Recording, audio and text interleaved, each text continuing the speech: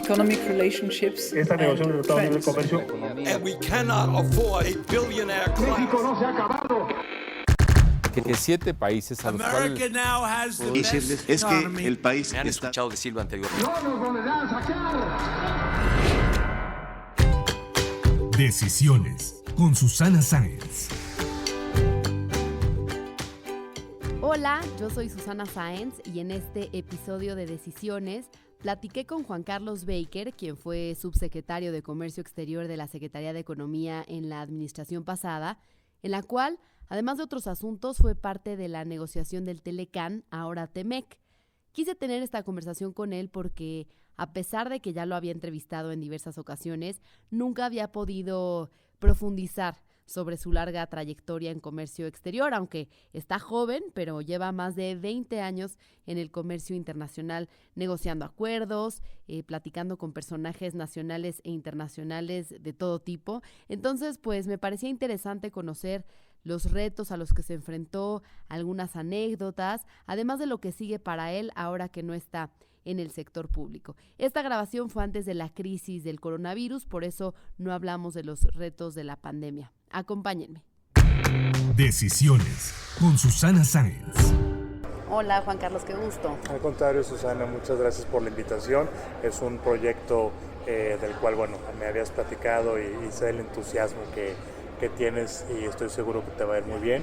Y pues bueno, muy honrado de poder ser parte también del inicio de esta nueva actividad y faceta tuya. Mucho éxito. No, al contrario, muchísimas gracias Juan Carlos, y a mí me da mucho gusto poder platicar con gente como tú, que has sido una persona clave para el desarrollo del país. Pero pues bueno, yo creo que la gente que nos escucha principalmente te conoce pues la larga y tediosa negociación del Telecán, que ahora es el Temec, esa exitosa negociación. Pero antes de eso, durante más de 20 años, pues estuviste en la administración pública precisamente en temas de comercio exterior. ¿Cómo fue este proceso, este crecimiento a lo largo de más de 20 años? Claro, mira, yo estudié comercio exterior, bueno, se llamaba en ese momento comercio internacional la carrera. Estudié en el TEC de Monterrey, yo soy originario de Monterrey, aunque ya tengo más de 20 años viviendo aquí en la Ciudad de México. Y yo siempre me considero una persona muy afortunada porque yo tuve la ventaja o tuve el privilegio de poder estudiar lo que yo quería y después hacer una carrera a partir de ese tema que a mí me gustaba tanto. También yo estudié la carrera, y aquí un poco ya se van a dar cuenta de la edad que realmente tengo, pero yo entré en la carrera en un momento muy complicado también para el país. Yo entré en agosto de 1994, o sea, un momento en donde el Telecán 1 acababa de entrar, tenía 6 meses, había entrado en vigor, pero pues sin saberlo en esos momentos también ya se presagiaba una crisis mayúscula para el país. Exactamente, entonces pues en ese momento, tratando un poquito de ubicar o de recordar cómo nos sentíamos, pues en ese momento México de verdad se sentía muy abierto al mundo, se sentía como que estaba en ese proceso de inserción a la economía mundial, que había grandes oportunidades en el extranjero y que pues bueno, el Telecán, el NAFTA, pues era simplemente el primer paso de eso. Y tú recordarás también, Su, que en aquella ocasión eso implicó que muchos jóvenes se metieran a estudiar relaciones internacionales, se metieran a estudiar economía, se metieran a estudiar comercio exterior. Entonces hay toda una generación de profesionistas como yo que decidimos nuestra actividad, bueno, primero nuestra profesionalización con nuestros estudios profesionales y después una actividad profesional remunerada a partir de ese momento en el cual estaba México, ¿no? Y bueno, regresaremos más tarde a ese comentario porque me parece muy importante retomarlo en el contexto de cómo está el país actualmente, cómo está el mundo actualmente, ¿no? Claro. Pero sí, yo me vine a la Ciudad de México pues un poco antes de terminar la carrera. Yo inicié primero en lo que entonces era la SECOFI, la Secretaría de Comercio y Fomento Industrial, pero ya existía el área que después yo tuve muchos años el honor de encabezar, que era la subsecretaría, en ese entonces era la subsecretaría de Negociaciones Comerciales. Mi primer jefe que yo tuve ahí fue el doctor Jaime Zabudowski. Okay. Yo entré pues yo tenía 20 años, 21 años, estaba muy chiquito, y yo entré a su oficina en la coordinación de asesores, y después también ahí pues pasé por todas los cambios posteriores de administración, porque efectivamente era de un presidente a otro, pero otra vez un momento muy histórico del país, porque fue el primer cambio de partido. Después yo me voy a estudiar, me voy a hacer mi maestría con el apoyo del gobierno británico, me dan una beca, la beca Chevening, y yo me voy a estudiar política económica a la Universidad de Warwick, en Inglaterra. Y ahí todavía no existía el servicio civil de carrera, o sea, la idea de pedir una licencia para que te vayas a estudiar y luego regreses, pues era inexistente. Entonces yo tuve que renunciar a mi trabajo, me fui a estudiar y regresé, y tuve la ventaja de que me volví a incorporar a la Secretaría de Economía, pero ahí ya, sí, en ese entonces el secretario ya no era Ernesto Derbez, porque él se había ido a ser canciller, era Fernando Canales. Y en ese momento, bueno, yo ya con la parte más personal un poco más estructurada, ya había estudiado un poco más, traía más conocimiento, ahí es en donde ya me meto completamente a una parte de especialización. Empiezo a participar en procesos de negociación, principalmente en Asia, al principio, con Japón, con Corea. El de Japón concluyó exitosamente, el de Corea no se ha podido todavía tener ahí ese elemento de vinculación con Corea, que después, ya siendo yo subsecretario, me tocó revisar o volver a ver ese tema, y bueno, fue algo medio nostálgico, ¿no? Pero vaya, eso es otra vez ubicándonos un poco en el contexto. Estábamos hablando de pues la última parte del sexenio del presidente Fox, en donde ya se percibía que había un cambio muy fuerte en el mundo, derivado de pues los ataques terroristas en Estados Unidos. O sea, todo lo que nosotros habíamos, y que incluso, como te explicaba, para mí fue un aliciente y un elemento para definir qué quería estudiar, a qué me quería dedicar, etcétera, pues todo eso pareció derrumbarse en el momento en que se cayeron las Torres Gemelas, porque en ese momento, en septiembre del 2001, pues el mundo se empezó a preocupar de otras cosas. El tema de abrirse otra vez al comercio y estar promoviendo el flujo de personas y de capitales, pues no empataba con una dialéctica del mundo que en ese momento empezó a ser el tema de seguridad, el tema de estar nosotros conscientes de que, pues sí, igual tener productos de muchísimas partes del mundo a nuestra disposición en un supermercado como consumidores es algo padrísimo, pero si alguien te quiere hacer daño, a lo mejor lo único que tiene que hacer es contaminar esa fuente. O sea, a lo mejor ahora, ya 20 años después, eso suena un poco exagerado, pero en ese momento era bastante real. ¿Crees que hubo una mayor afectación a la que se ha visto ahorita con esta tendencia de proteccionismo que vemos en países como Estados Unidos, que quizá navega con esa bandera de cerrar sus fronteras, que aunque sabemos que pues ya hubo una negociación del TEMEC, pero qué tanto afectó en ese momento? Sí implico cambiar el paradigma, porque hay una cuestión, creo yo, muy sustantiva entre ambos momentos. Mientras en aquel entonces el presidente Bush hijo como presidente era, pues tenemos que protegernos, pero para eso contamos con aliados. Y ahí es en donde, bueno, México y Canadá empiezan a tener otra serie de dimensiones o de entendimiento en el ideario de Estados Unidos. Acá lo que yo veo más recientemente con el presidente Trump y con otro tipo de movimientos, pues es que más bien parecería que no quieren tener una relación con nadie. Entonces, sí, parten o se expresan en elementos similares, pero yo creo que la lógica es diferente, ¿eh? Y es parte de lo que ha sucedido en estos, pues ya 20 años, más de 20 años que tengo viendo estas cosas. ¿Te han tocado administraciones tan distintas, no solo en México, PRI, PAN, en Estados Unidos, republicanos, demócratas? ¿Qué anécdotas nos puedes compartir, por ejemplo, de lo que mencionabas de George Bush? Antes existió un mecanismo derivado de esta idea de integrar seguridad y comercio. Existió un mecanismo que se llamaba la Alianza para la Seguridad y la Prosperidad de América del Norte, la ASPAN. Tenía un acrónimo pues bastante malo, la verdad, pero en ese momento englobaba todos los conceptos, ¿no? Fue lo que promovió que los presidentes de América del Norte se reunieran una vez al año. Ya después otras ideas que cayeron en desuso, pero lo primero que se promovió fue ese encuentro trilateral. Entonces, bueno, en fin, el primer encuentro de hecho fue en México, fue en Cancún. Ya ha habido otros momentos también memorables en esos encuentros. La primera ocasión que el presidente Obama vino a México, por ejemplo, fue en un encuentro de esos en Guadalajara. ¿Y qué tal?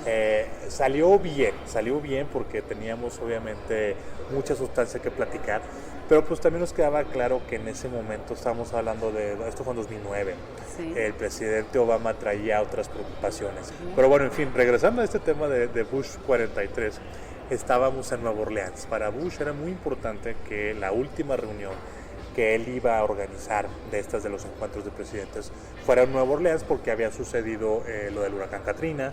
Para él era muy importante mostrar que la ciudad ya se estaba recuperando y que estaba otra vez tomando este espíritu que siempre ha caracterizado a Nueva Orleans.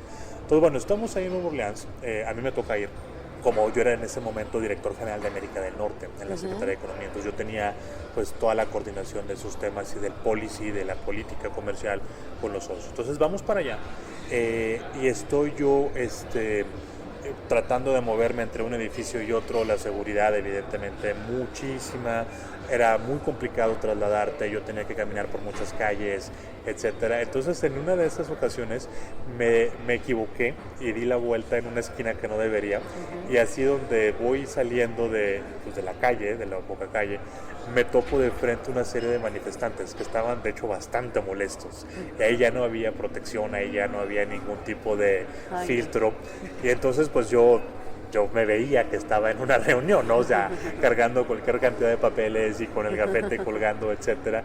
Y entonces pues me vieron y me empezaron a gritar, yo me asusté y empecé a caminar a tratar de regresar a donde estaba la reunión. Me pude meter como, pues no sé cómo, francamente, me metí por una puerta pues una puerta de servicio, de hecho, y en donde salgo el pasillo me topo de frente al presidente Bush. Wow. Que venía saliendo de otra reunión que él tenía y pues nada más me vio y me dijo buenos días y yo le dije buenos días. Le dije, señor presidente, buenos días, y como que volteó así a ver, era evidente que yo estaba perdido, ¿no? Pero otra vez en un tema o en una cuestión en donde se supone que tiene que estar súper seguro todo y que nada vaya a representar una amenaza potencial, pues yo me perdí, me metí al edificio por una puerta que no era, y sin planeármelo pues llegué a toparme al presidente de frente, ¿no? Y bueno, hay varias de esas, ¿no? Me acuerdo mucho de esa, ahorita que mencionamos esta de Guadalajara, ¿no? Que fue el presidente Obama. El presidente era Felipe Calderón, era muy importante, era la primera ocasión que el presidente Obama iba a venir a México, teníamos que convencerlo de llevar adelante una agenda. Aquí, nos acordamos de lo que dice Trump porque la negociación del USMCA es todavía muy reciente, pero si hacemos memoria, y estoy seguro que todavía en YouTube deben de estar los videos, el presidente Obama en su momento, sobre todo cuando estaba batallando con Hillary Clinton para ser el candidato demócrata, el presidente Obama también decía que él iba a renegociar el NAFTA, que había cosas que no estaban bien, el tema laboral. Entonces, bueno, no al nivel de preocupación que después generó Bush, pero en ese momento pues también teníamos nosotros legítimamente unas dudas acerca de cómo iba a ver el presidente Obama la integración en la región. Entonces, bueno, esa reunión de Guadalajara era importante para eso, y ahí también tengo una anécdota increíble. Estaba yo, ya terminé de trabajar como a las 11:30 de la noche, o sea, ya muy tarde.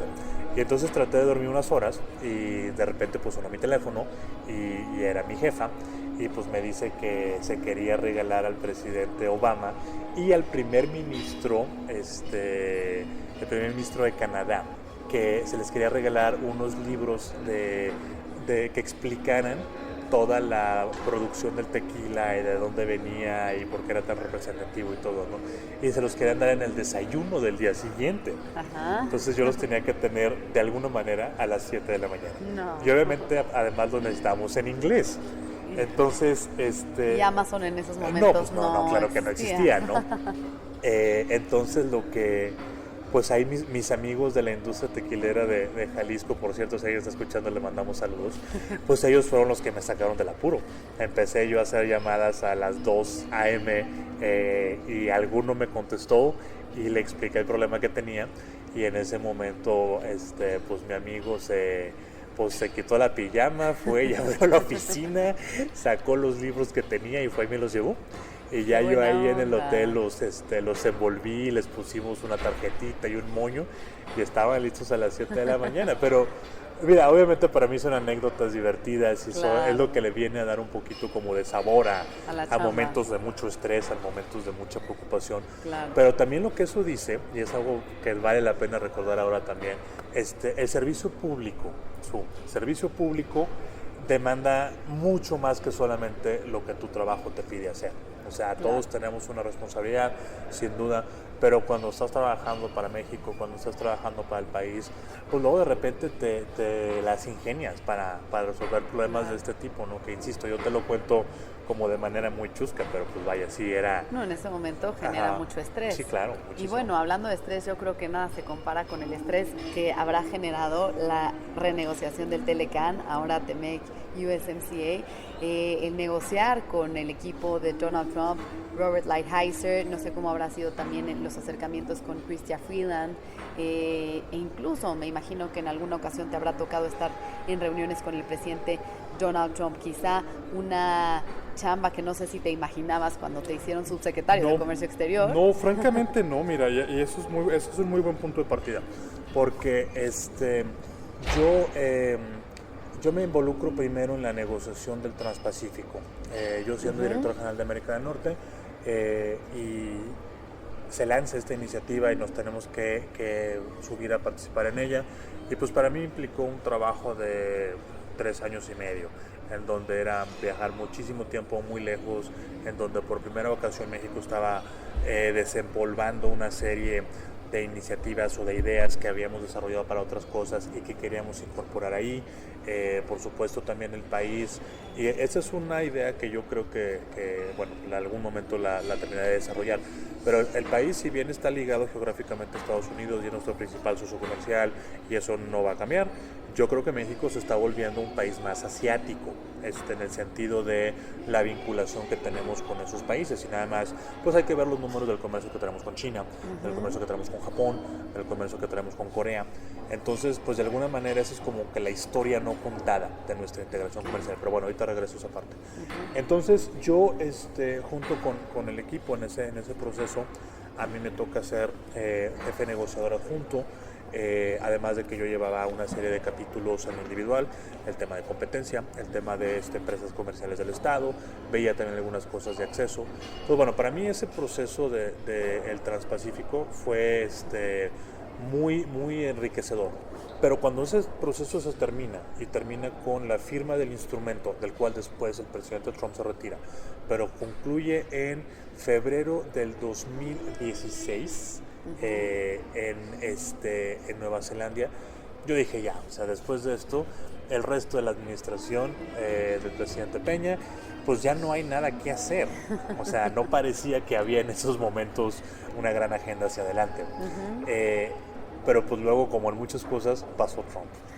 Y ahí, el día de la elección, yo ya era subsecretario, y había en la oficina del secretario Guajardo, yo había montado un cuarto de guerra. Entonces yo tenía como 5 pantallas y tenía cualquier cantidad de fuentes de información, estábamos monitoreando tipos de cambio, las acciones mexicanas, etcétera. Y por ahí de las, no sé, que será como las 9 de la noche, 10 de la noche de México, cuando el presidente Trump gana Florida, ahí sí ya dijimos, no hay vuelta atrás. Recuerdo que en esa ocasión yo le preparé rápido unas cosas al secretario. El secretario se fue a esa hora, medianoche, se fue a Los Pinos, a ver al presidente Peña, y pues tratar de ver qué se iba a hacer. Yo estuve en la oficina como hasta las 2 de la mañana, me fui a mi casa, no podía dormir, la verdad. No. Y aparte fue muy anticlimático, porque al día siguiente de eso, o sea, mira, todo el mundo estaba tan seguro de que iba a ganar Hillary Clinton. Cualquier persona que ahora en retrospectiva te diga es que yo siempre supe que iba a ganar Trump, no es cierto, porque estábamos tan seguros que iba a ganar Hillary Clinton que al día siguiente de la elección era la primera de las sesiones en el Senado para la aprobación del TPP. O sea, en ningún momento nos pasó por la mente que de verdad Trump fuera a ganar. Claro. Y bueno, pues totalmente anticlimático porque llego yo y estaba la entonces senadora Gabriela Cuevas, estaba varios senadores también de otras comisiones, y pues el tema que íbamos a hablar evidentemente pasó completamente desapercibido, porque todo fue ¿y qué va a pasar con Estados Unidos? ¿Y qué va a pasar con Trump? ¿Y qué va a pasar con NAFTA? Fast forward y ya empezamos a trabajar con este nuevo equipo. En Estados Unidos la transición es muy corta, entonces desde enero, principios de enero, ya se veía que pues todo lo que habían dicho en campaña de verdad lo querían hacer. Entonces sale el primer viaje a Washington, que otra vez ahorita ya nadie se acuerda, pero en aquel momento el presidente Peña iba a ser la primera persona que viajara a Washington a ver al presidente Trump, y entonces había pues muchas visiones alrededor del tema de cómo se iba a conducir esa hipotética reunión. Había algunos que decían, es que no puedes exponer al presidente. Pues la verdad es que el presidente Trump nos puso las cosas fáciles, porque ahí fue donde salió aquel famosísimo tuit que pone el presidente Trump de que si el presidente Peña no iba a llegar con dinero para pagar el muro, mejor no fuera. Entonces, bueno, pues en cuanto vimos el tweet, pues el problema es no vamos, exactamente. El problema se resolvió solo, ¿no? Volvemos a México y ahí el presidente, como ya no iba a visitar Washington, el presidente Peña da un discurso en Los Pinos, en donde pone todo el contexto de cómo se va a llevar adelante la relación. Pero al mismo tiempo nos tira la instrucción al secretario Guajardo y al resto del equipo de que avancemos con Europa y de que pongamos en vigor el acuerdo transpacífico, porque ahí otra vez ya se nos olvidó, pero en ese momento había una gran posibilidad de que México, y esa era mi pesadilla, mi peor momento en la chamba, en esa chamba, fue febrero del 2018, pero había una posibilidad de que no tuvieras Telecán, porque Trump se salía, Sí. de que no concluyeras la negociación con Europa, porque pues, los procesos con los países europeos son mucho más complejos. Para el Telecuem 2.0, exacto, y que no hubiera Transpacífico, porque los países perdían el entusiasmo al momento de que se salió Estados Unidos. Entonces, eso hubiera dejado a México en el peor de los escenarios, en el peor de los mundos, y esa era mi pesadilla. Y te digo, ese momento, febrero del 2018, yo estaba en Montreal, ya estábamos en las rondas del TEMEC, no parecía que nos estaba yendo muy bien, esa es la verdad. 2 semanas antes de eso, aquí en la Ciudad de México, habíamos tenido reunión con Europa para tratar de cerrar, y lo que nos habían puesto los europeos no resultaba agradable, entonces yo decidí suspender la negociación. Y no había salido todavía el TPP porque había un problema fuerte entre Vietnam y México y otros países, ¿no? Entonces, pues esa pesadilla de la que te estoy hablando, para mí fue una realidad que me mantuvo despierto varios días. Pero después, qué satisfacción pensar que los 3 tratados se lograron, ¿no? Bueno, así como te estoy hablando de ese momento, para mí, el reverso de la moneda, pues es abril del 2018, en donde pues ya la negociación del TEMEC, todavía hubo varias crisis después, pero ya en ese momento estaba un poquito más madura, ya estaba a punto de cerrarse la negociación con Europa. De hecho, yo me fui de Washington a Bruselas y ahí cerramos la negociación justo antes, tú te has de acordar, de la visita del presidente Peña a Hannover para la feria. Sí, exacto. Eso fue en abril del 2018 y el presidente Peña llega un domingo a Hannover y nosotros en Bruselas cerramos el acuerdo la noche anterior, el sábado anterior. Entonces, bueno, contentísimo. Y de Bruselas, fíjate mis travesías, yo me regresé a México y llegué el domingo en la noche, porque el martes de esa misma semana, que debió haber sido el 28 de abril, si recuerdo de memoria, se votó en el Senado de México el TPP. Entonces, digo, así como el momento tan negro que te estoy describiendo, pues en abril, en una semana me salieron las 3 cosas. Bueno, dos de 3, pues, ¿no? Que ya era un promedio altísimo de bateo, ¿no? Claro. Y luego ya nada más, pues meses después, en septiembre, se concluye la negociación del TEMEC, que se firma el 30 de noviembre, porque también es otra cosa, o sea, al menos mucha gente me ha preguntado cómo le hicimos, y yo creo que una cosa que puedo compartirte es que la gente que estuvo involucrada, ese equipo profesionalísimo de hombres y mujeres, que yo sigo sosteniendo que es el mejor equipo del mundo. Eso que te acabo de mencionar, hacer los 3 tratados de manera simultánea en ese nivel de complejidad, no lo ha hecho nadie en la historia. En todos estos procesos tan emocionantes de claroscuros, me gustaría que me platicaras precisamente cómo fueron algunas de las conversaciones con Robert Lighthizer o en estas reuniones con Donald Trump, porque pues a ti te tocó estar pues uno a uno con estos personajes, ¿no? Yo al embajador Lighthizer lo considero como una persona profundamente conocedora de sus temas, pero podemos o no estar de acuerdo con lo que él cree del sistema comercial, pero sin duda es un tipo que le sabe, y eso además creo que lo pone a él en un espacio diferente que el resto de los miembros del gabinete del presidente Trump, porque ese señor sabe lo que hace técnicamente y tiene una visión que concuerda con la del presidente. O sea, él sí sabe cómo hacer las cosas para que queden pues en esa dimensión, ¿no? Y él es una persona que pues evidentemente es un negociador muy duro, es una persona que sabe en algún momento dado apretar los botones correctos. O sea, lo que me refiero es, pues sabe que, por ejemplo, el sector automotriz, que sigue siendo uno de los sectores en los que la negociación del TEMEC generó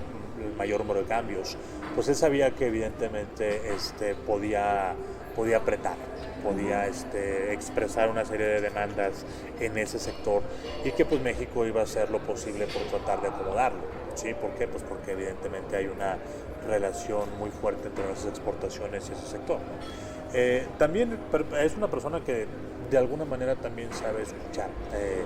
Nosotros sabíamos que muchos de los temas en los cuales él era tan insistente, que no hubiera solución de controversias, que no hubiera protección a las inversiones, etcétera, pues sabíamos que era una posición negociadora. Pues porque el Congreso de Estados Unidos nunca iba a aprobar un tratado que no fuera ejecutable, que no fuera enforceable, ¿sí? Entonces, bueno, pues esa posición negociadora de él le sirvió hasta cierto punto, y cuando llegó a ser necesario dejarla para avanzar, lo hizo. Entonces creo que en ese aspecto fue un negociador también muy honesto.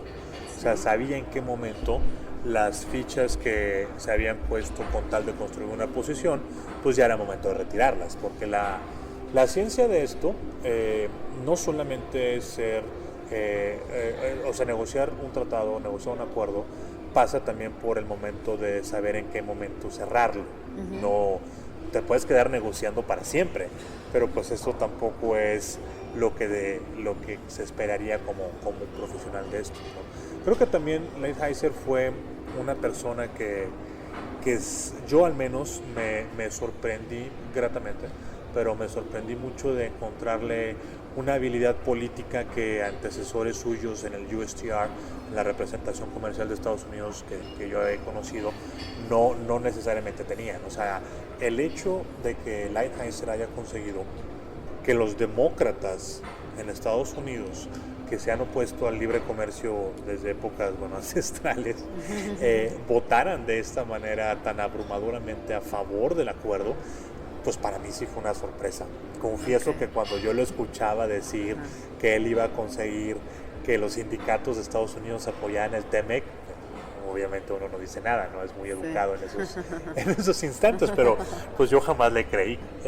También es un tipo que nos respetaba bastante, ¿eh? O sea, bueno, al secretario Videgaray, al secretario Guajardo, al equipo mexicano, o sea, sí, muy firme en sus convicciones, por supuesto, muy claro de los objetivos que él quería obtener, pero respetaba mucho al equipo de México, mucho, y siempre trató de, dentro de lo que él quería obtener, de dejar los espacios para que México también pudiera obtener algo que fuera equivalente para nosotros. Entonces una relación de mucho respeto, pero después de estas largas sesiones de trabajo, de negociar, de poner los puntos sobre la mesa, en algún momento decían, oye, bueno, vámonos a cenar juntos, vámonos a festejar, sí, vamos claro. a echar unos drinks. No, y de Robert hecho eso Lighthizer. sí, eso era de hecho en varias de las reuniones cuando teníamos estas grandes sesiones de negociación que se iban rotando en los países, pues siempre se incluían espacios para que los secretarios pudieran pues pudieran convivir, pudieran tener ahí también pues unos momentos un poco más, pues yo no te diría relajados, porque nunca estábamos relajados, pero un ambiente distinto que propiciara la conversación, ¿no? Entonces, y eso sucedía en Washington, sucedía aquí en México, sucedió en Ottawa, sucedió en Montreal. Entonces, claro, o sea, siempre se tienen que encontrar esos momentos después de estar tanto tiempo juntos y de conocernos y de saber pues cómo piensa literalmente la otra persona, pues es inevitable que esas cosas pasen. Oye, ¿y con Donald Trump alguna reunión, alguna comida particular bueno, con Donald que Trump quieras compartir? yo tuve oportunidad de verlo, pero la verdad es que ahí sobre todo los que interactuaban en ese nivel era el secretario de Garay, el secretario Guajardo. Yo sí recuerdo un par de ocasiones en Washington en donde las cosas se pusieron un poco complicadas y pues ahí los funcionarios de Estados Unidos iban y le decían al presidente Trump, el acuerdo va de esta manera y sí vamos a salir o no vamos a salir, y pues bueno, eso lo que generaba era una cascada de telefonazos y eventualmente nos llegaba la presión a nosotros, ¿no? Creo que este podcast que se llama Decisiones, hay un punto muy importante que me gustaría que nos compartieras. ¿Qué decisión ha sido pues trascendental en tu vida, haciendo honor al nombre de este podcast? Una decisión profesional que yo tuve fue pues sin duda esa que te mencionaba de febrero del 2018, ¿no? O sea, mis decisiones en ese momento pues sí las tomé convencido que era lo mejor, pero pues no te oculto tampoco que sí me daba pues un poco de inquietud que no fuera lo adecuado. Y quizá había mucha gente que no estaba de acuerdo, ¿no? Pues digo, nunca me lo mencionaron de esa manera, pero sin duda podía ser algo a debatir, ¿no? Pero, o sea, en ese momento haber dicho la negociación con Europa no tiene lo que yo necesito para que sea aceptable en el Senado, entonces pues prefiero suspenderla. Que también en ese momento se haya tomado la decisión de cerrar o de concluir el proceso del Transpacífico sin Estados Unidos, que esa por ejemplo sí me la llegaron a cuestionar mucho. Yo recuerdo reuniones en donde yo iba y explicaba lo que estábamos haciendo y varias personas de la audiencia me decían, Juan Carlos, está muy bien, nos cae muy bien Japón y nos cae muy bien Australia, pero la prioridad es Estados Unidos. Deja todo a un lado y asegúrate que Estados Unidos no se pierda. Y yo ahí siempre fui muy firme. Que dije, no, a ver, es que no se dan cuenta que podemos acabar sin nada. Claro. Y si Estados Unidos es la prioridad, no lo discuto, pero Japón es la tercera economía del mundo. Entonces creo que mi decisión, haciendo otra vez alusión a tu comentario y al podcast, profesionalmente fue esa. Las decisiones que se tomaron de sacar adelante todos los procesos de manera simultánea, sabiendo lo que eso iba a implicar para todos. Decisiones personales, pues bueno, obviamente las decisiones que tomé que de alguna manera son satisfactorias desde el punto de vista profesional, pero que personalmente sí tuvieron una implicación, ¿no? Para mi familia. Entonces eso sí fue sin duda una decisión consciente y de la cual no me arrepiento, pero pues lo que implicó fue que pues en un buen número de años yo me desaparecí. Mi esposa se ríe y dice, bueno, de hecho no le da tanta risa, pero me dice, es que tú te subiste a un avión para ir a Nueva Zelanda en el 2012 y tú regresaste 6 años después, cuando te bajaste del avión de Buenos Aires el 30 de noviembre del 2018. Y bueno, obviamente pues es una parte que lo dramatiza, pero pues creo que sí hay algo de razón en eso. Para esas decisiones como familia. En mi vida personal fueron decisiones, insisto, que no me arrepiento, los haría de nuevo, pero que desde el punto de vista personal, pues para mí sí fue una implicación muy grande. Precisamente, ¿cómo le haces para combinar esa parte? Creo que es una pregunta que se hace mucho a las mujeres, ¿no? De cómo combinas la parte personal y la profesional, pero creo que lo debemos tomar en cuenta también para los hombres, ¿no? Esos 6 años que para ti fueron de estar subiéndote un avión, bajándote, viajando, reuniones tras reuniones, ¿cómo combinas esa parte personal y profesional? Bueno, pues yo lo que trataba de hacer era, primero cuando estaba aquí en México, cada minuto que podía yo, era estar con mi familia. Pues también me ayudaba a sacar adelante lo demás, porque pues cuando estabas lejos del otro lado del mundo, pues extrañas mucho. Yo recuerdo que en un par de ocasiones, una vez en Australia y otra vez en China, pues yo sí tuve como un impacto emocional muy fuerte, ¿no? Y en otras ocasiones de plano me puse a llorar porque no podía, con la diferencia de horas, yo no podía ver a mi hija antes de que se fuera, a mi hija y mi esposa no las podía ver antes de que se fueran a la escuela y a trabajar y todo lo demás. Entonces para mí fue tal el nivel de frustración que ahí delante de todo el mundo, y mis amigos también me ayudaron mucho en ese aspecto, pero pues ahí delante de todo el mundo me quebré y se me salieron las lágrimas. Pero lo que está increíble, yo creo que a pesar de que esos 6 años quizá estuviste pues en un ritmo de trabajo muy difícil, que te costaba más trabajo pues estar con tu familia y todo, la trascendencia de esas decisiones que tomaste, o sea, tus hijas quizá ahorita están más chicas, no lo entienden, pero más adelante saber que las decisiones que tomó su papá, el trabajo que hizo, impactó en el país, ¿no? Como ubicas esa trascendencia. Bueno, a ver, obviamente yo me siento muy orgulloso de lo que hicimos, me siento muy orgulloso del equipo. Una parte del éxito creo que también tuvimos es que ninguno de los que estuvimos involucrados en ese proceso se distrajo, es decir, ninguno de nosotros estaba pensando en ser diputado, o de aquí me voy a ser, ya sabes, el CEO de la empresa multinacional X. Nadie hablaba de eso, todos estábamos concentrados exactamente en lo que tenemos que hacer. Pues muchas felicidades, Juan Gracias. Carlos. ¿Qué sigue para ti? Sabemos que bueno, ahora estás con la consultora, también das clases en la UP, además estás estudiando un doctorado, no paras. Sí, pues bueno, ¿cómo me veo en varios años? Pues mira, yo creo que tengo que consolidar esos proyectos que tengo, que les acabo de compartir, terminar el doctorado, continuar consolidando y haciendo crecer mi empresa, pasando tiempo con mi familia, sin duda. Eso es algo que también para mí es una prioridad en estos momentos.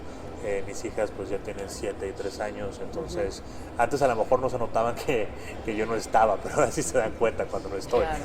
Entonces bueno, eso también me entusiasma mucho. Muy bien, Juan Carlos, pues yo te agradezco muchísimo tener esta plática. Gracias a ustedes, de nuevo mucho éxito con este programa, sé que va a resultar muy interesante y pues a la orden, aquí andamos.